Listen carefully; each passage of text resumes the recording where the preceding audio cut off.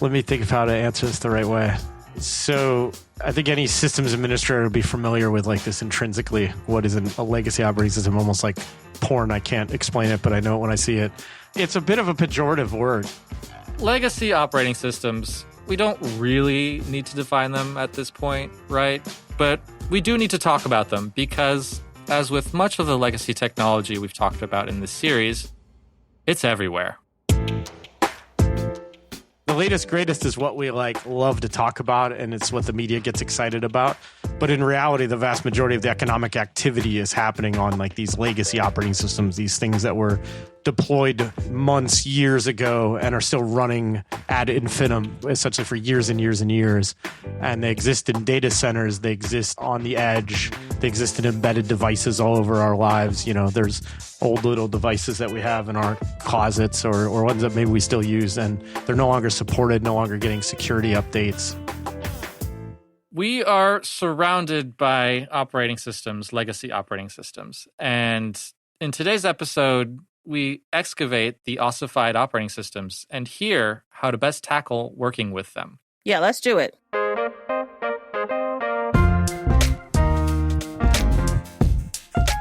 This is Compiler, an original podcast from Red Hat. I'm Angela Andrews. And I'm Brent Simoneau. We go beyond the jargon and simplify tech topics. We're taking a few episodes to consider the value of legacy technologies. If you want to hear this series from the beginning, you can start from our episode In Defense of Legacy. Today's episode, Ossified Operating Systems. Producer Johan Philippine is here to unearth some fossils.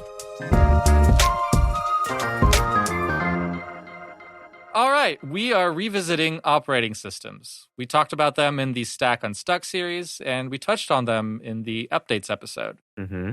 Today, we're going to cover why you might run into those older systems and how to handle them when you do. Yep. When we spoke to Aaron Lee a couple episodes ago about hardware, he also had a few things to say about legacy operating systems. In the case of academia, we had a device that was running Windows XP in an era where the university was running Windows 10. From the most basic, you have the fact that that's a security issue. You cannot have a device running Windows XP because it puts everything at risk. And that's a really good example as to how failing an older technology can put everything at risk because you have something that is vulnerable because it's not being supported anymore. Now, I don't know if I'd call Windows XP failing at this point, but it has been around for quite a while. So why is that such a security issue? We know XP has been around for a while and has had years of patches that must have plugged all of the security holes, right? Angela, help us out here. There is no way you should be running XP on your network. It is the weakest link. Just because it was patched when it was supported, security vulnerabilities pop up all the time. People discover exploits that you didn't know existed. Think about it, the continuum of every operating system. Mm-hmm. It's good, it's patched, until somebody finds something to exploit, right? Mm. That is literally the weakest link on your network. It's one of those things that it is such a huge risk for everything else on the environment. You really should work hard to move anything off of a legacy system. But as we've discussed, sometimes that's not as easy as it seems. Now, even when there's nothing valuable on that vulnerable machine, it still puts everything else on the same network at risk. Because if someone can gain trusted access to a machine on your network, they'll likely be able to use that access to get to the other machines that had better outer defenses, let's call them. To hear more about how that plays out, you can check out our episode on memes and security. That was a fantastic example of exactly how they did that kind of thing. Johan's plugging all the old episodes. I love that. They all mesh together. Yeah.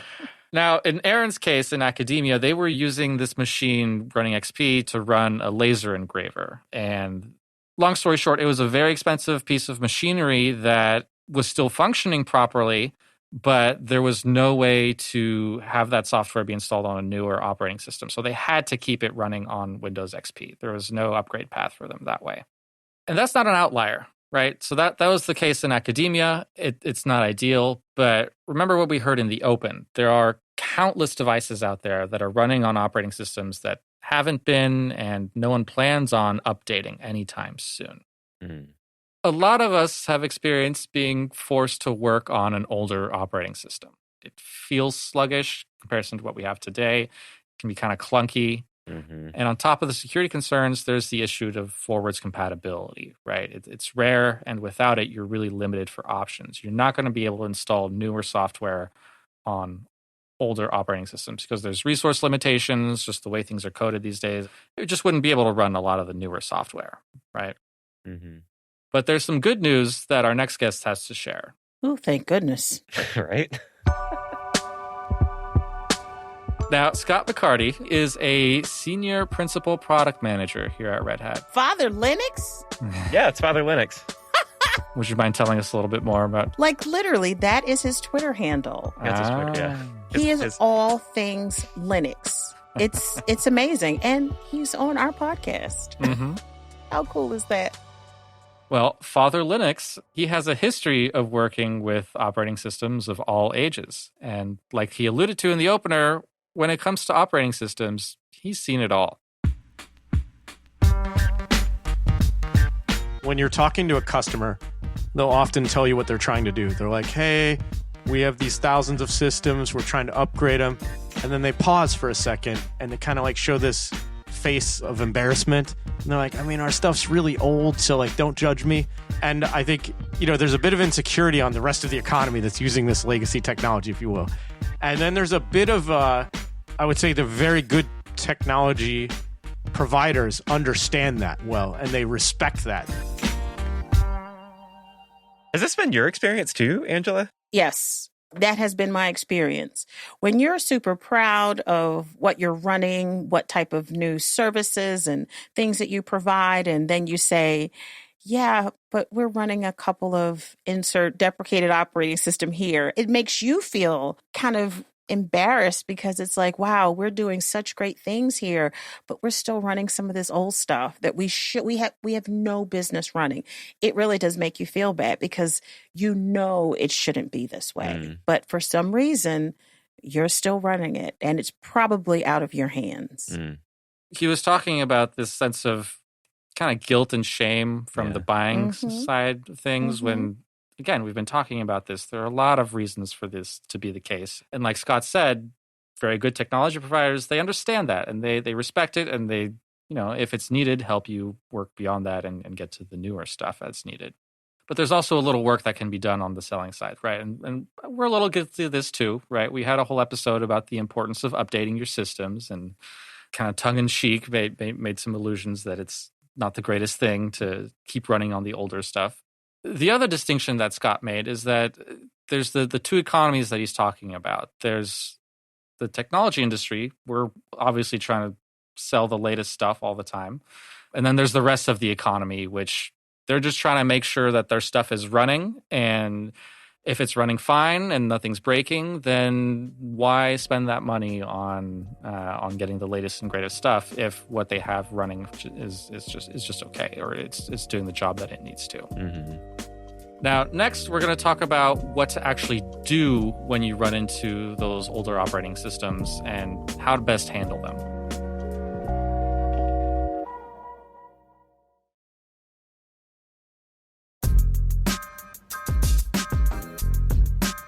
Like Scott has been telling me, a lot of the times you don't need to be on the latest and greatest operating system. Windows XP, probably a little bit too old at this point, probably want to look at getting beyond that. But between there and today, there's a sweet spot where there's a lot of advantages for security, reliability, and performance. Scott judges operating systems on a few criteria. So I've always used these three dimensions to analyze operating systems. Security is one thing, performance is another. I might make a change and now the performance is better overall for like 1,000 use cases, but one use case, it like somehow plummets 10%, and now my app is broken in some weird, strange way. And now I've affected availability again through performance. And then the third one is I may make a one-liner change and some config file changes, or the way it handles a config, some little edge case scenario. Next thing you know, a sysadmin logs in at 2 a.m. when there's a problem and they don't understand how the config file works anymore. And now it takes 4 hours to restore the system instead of 2 minutes. Those three categories, again, they're performance, security, and risk. Performance, security, and risk. That's right. Okay. Angela, have you ever run into those situations where you've updated to a new operating system and it just breaks everything? Yes, sir. Not everything is for everybody. You think about if you're running an application and, well, let me back up. If you're going to be updating, upgrading, migrating to an operating system and it is running some sort of software, you better make sure that the vendor of said software says this should run or can run on this operating system. Don't go installing software on new operating systems because you think it's a great idea and the vendor hasn't started supporting it yet. No bueno. Don't do that. Another thing, if your systems are running, you're on supported OSs, you don't need to be bleeding edge. The features that are coming out in this new operating system, they might not even be applicable to you in certain circumstances. Maybe your system runs just fine, and that extra performance that you think you're going to get from this new operating system might not be worth the trouble of migrating to another system.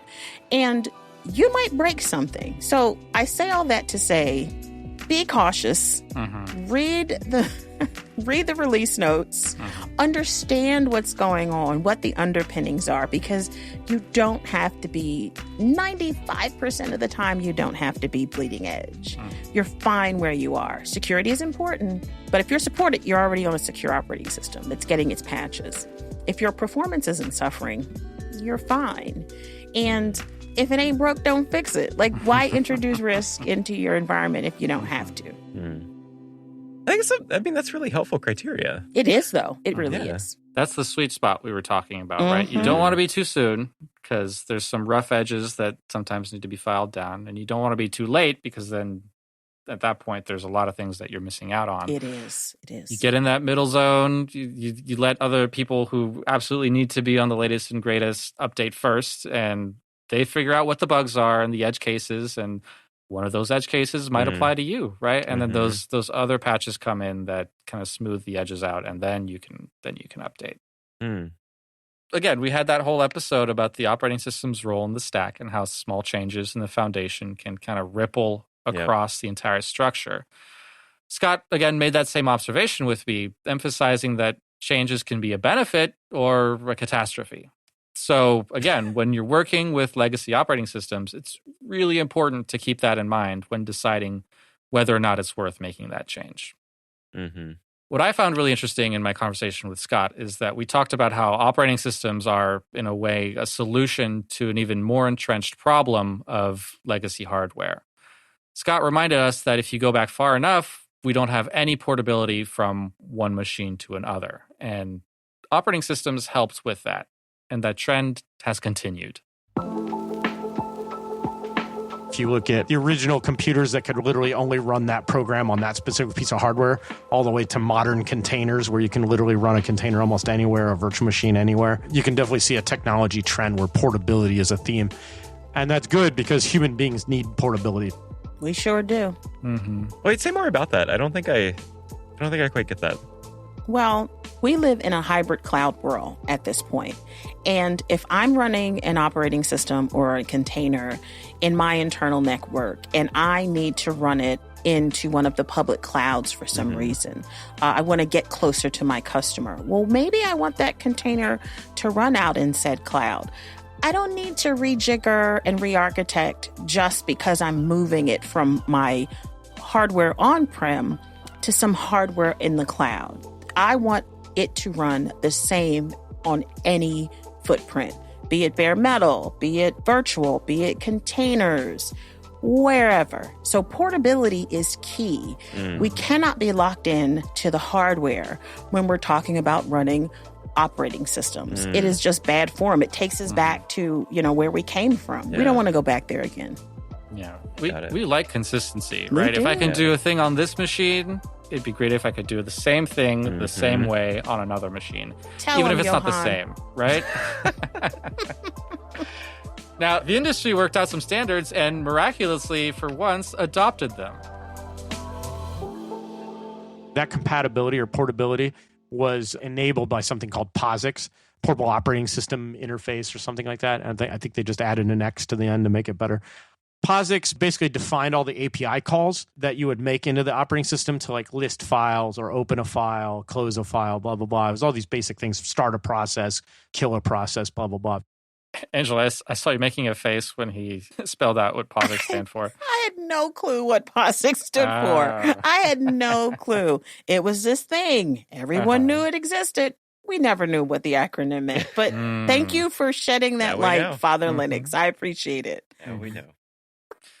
Now, this walkthrough history also has a practical purpose. The POSIX standards haven't changed very much over the years. So if you're faced with a legacy operating system and you're already pretty familiar with the command line, chances are you'll be able to use that operating system without too much adaptation, if they're both POSIX-based.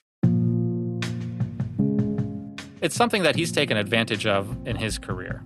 As a young technologist in his 20s, he took on a consulting job to help out a printing company. They had a few servers running and some systems to control the printing machines. They would make paper products, and they were doing all kinds of weird printing that I don't even fully understand. But I know the machines looked big and kind of dangerous to me as a nerdy software guy. And so, you go in the back room, and there was a couple normal systems, maybe like a Sun system, which is POSIX. But then they had this open VMS system, which was like installed by this specific software vendor that controlled this specific printing press. I'd never worked at this before in my life. I'd never even used it. Have you ever used OpenVMS or heard of it before, Angela? I've used it, but I've never heard it. But I have operated a printing press. I sure did. Interesting. It's a long story. I'll tell you about it. We'll get back to that in another episode. Now, he can't be sure that this OpenVMS system was POSIX compliant, but there was still enough overlap for him to work things out. I found that like these skills translated pretty well. I had worked on a bit of SGIs, IRIX. I had worked on some Solaris. I'd worked on Linux. So I had like 3 or 4 Unixes I had messed with and worked on, I guess at work, I should say. So when I went to OpenVMS, it wasn't that big of a jump. I was like, okay, you type commands into this weird terminal thing. It outputs stuff once you type these commands. That's good. You kind of get the gist of this. At least it's not I'm not typing in numbers or something, like it was just like there were commands. So I had to look up the commands, start to understand them. Solaris, SGI, those aren't names you hear very much anymore. I was going to say, I hear those names. Oh, but really? You're right. Your caveat of not much anymore. Yeah. So you still do run into them, just not all the time, right? Exactly. Right. But when you do run into them, I'm assuming you have some familiarity with them because there's a lot of overlap in the syntax and how they're used. Is that right? Indeed. A lot of these Linux operating systems, a lot of the core commands are the same. So if you can kind of putz your way around to try to figure out how to make things work, that's that thing where we can kind of translate what we know about this operating system and we can kind of try to use it on this operating system. And hopefully we're successful. If not, we read the documentation. We again, putz around until we kind of figure it out. And then, just enough to be dangerous or just enough to do whatever it is you set out to do on this system. Just enough. So you have the fundamentals down of working with operating systems, and it helps you go from one to another. And you're not going to be a power user right away for those older systems, but there's that solid base that you can start from. You start to realize you can kind of use any computer and kind of at least 60 to 80% of your skills will transfer. Even when you get advanced on Windows, you'd be surprised how fast they can actually learn Linux once they know how to use a computer.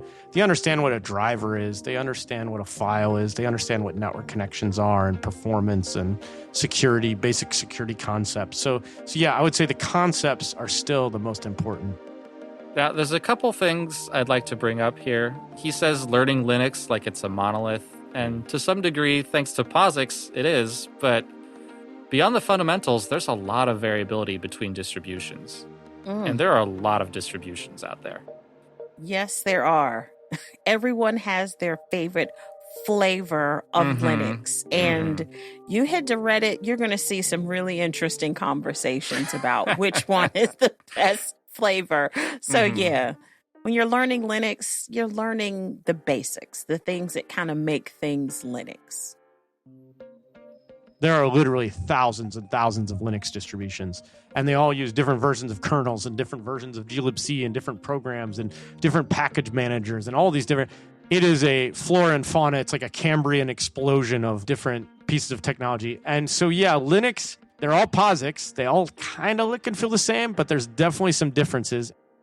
With Linux, the operating system opened up and everyone wanted to put their own spin on it.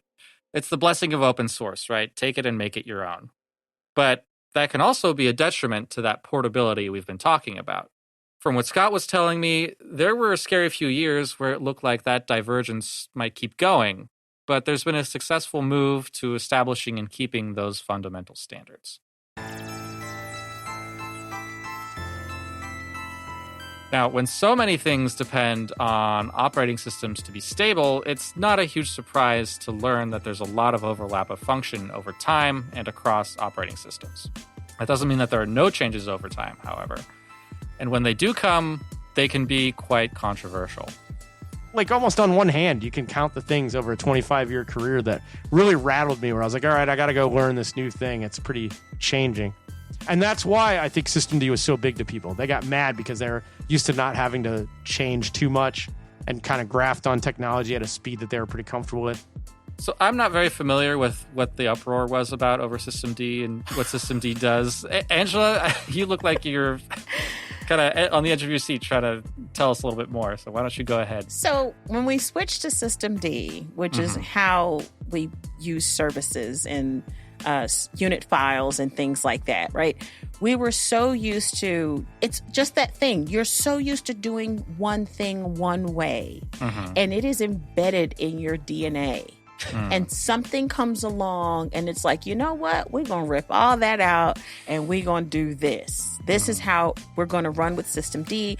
We're going to have all these different unit files. They do all these different things. You're going to have to stop services with this whole new syntax. And I remember some of my colleagues being like, oh, this is so dumb. Everything worked the way it was. Why are we doing this? And I'm, it didn't bother me one way or the other. It's like, I'll just put a sticky note, like, just remember, you have to run this command. And then it just kind of opened up. You once you understood more of Systemd and what it was actually doing, it was a move in the right direction. But that knee jerk, boy, people were really up in arms. But again, we're not comfortable with change too much in technology. So I think from this episode, we're kind of learning that, one, operating systems are everywhere. Everywhere. And that you're going to run into a lot of legacy operating systems in your career as a technologist. And, I think what I'm hearing from what Scott was saying is that maybe that's not as scary as it might seem at the beginning. And there are a lot of, I don't know what to say, like valid reasons for it, or a lot of logical reasons for why that is. Is that right, Johan? Yeah, absolutely. He mentioned at the very top of the episode that there are a lot of devices out there running on operating systems that don't get updates. And it could be, an IoT device that's in your house. It can be your car is running on an operating system that doesn't often get updated. It can be, an old computer. It can be a cell phone, a tablet. Yeah. And that's just in consumer devices as well. You go into commercial, into manufacturing, there's just going to be devices everywhere that enterprises, because they don't need to update that much, they don't, right? And so if you start working for the companies that make and update these devices that have the older operating systems on them, you might run into being the person that has to finally put that update in place. Now, that being said, let's keep going. Let's take that a little further, right? Recap of the episode. It's going to be everywhere. It might be part of your job to run into it. It's not that big of a deal, right? Yeah. Because Not anymore. With the internet making all of this information so accessible, with generative AI and, going in and asking it questions and it providing you with these really in-depth answers, you don't have to sweat it. I think gone are the days where you have to worry about, this old operating system and I have to move over to this new one and I'm not really sure and I'm not really comfortable. I think those problems and those issues are starting to go away slowly but surely. I think we're more comfortable with change more than we used to be because I think things are changing so quickly. We've gotten used to things not staying the same for very long. And thanks to the internet, we can learn those new things at the push of a button. And thanks to standards like POSIX, Yay, there aren't POSIX. that many new things to learn when you're going from one operating system to the next. Or at least, you can get started with the fundamentals and you can build on from there, right? On our next episode of Compiler Legacies, Kim Wong is going to call on the API experts. Ooh, I can't wait for that. What did you think about today's episode? We are talking about the Ossified operating system. I'm sure you're running some somewhere in a closet at your job that no one wants to talk about because, yes, we are embarrassed. We would love to hear what version of said operating system are you running? Hit us up on our socials at Red Hat using the hashtag #CompilerPodcast. We would love to hear it.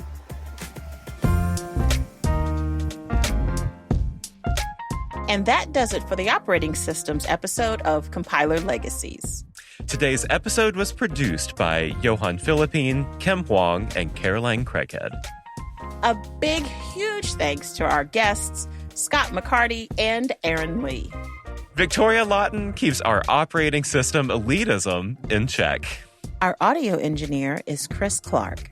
Special thanks to Sean Cole. Our theme song was composed by Marianne Chetta. Our audio team includes Lee Day, Stephanie Wunderlich, Mike Esser, Nick Burns, Aaron Williamson, Karen King, Jared Oates, Rachel Ertel, Devin Pope, Matthias Foundes, Mike Compton, Ocean Matthews, Paige Johnson, and Alex Triplesy. If you liked today's episode, please follow the show, rate the show, leave us a review, share it with someone that you know. It really helps us out. All right, we will see you next time. Take care, everybody. Bye.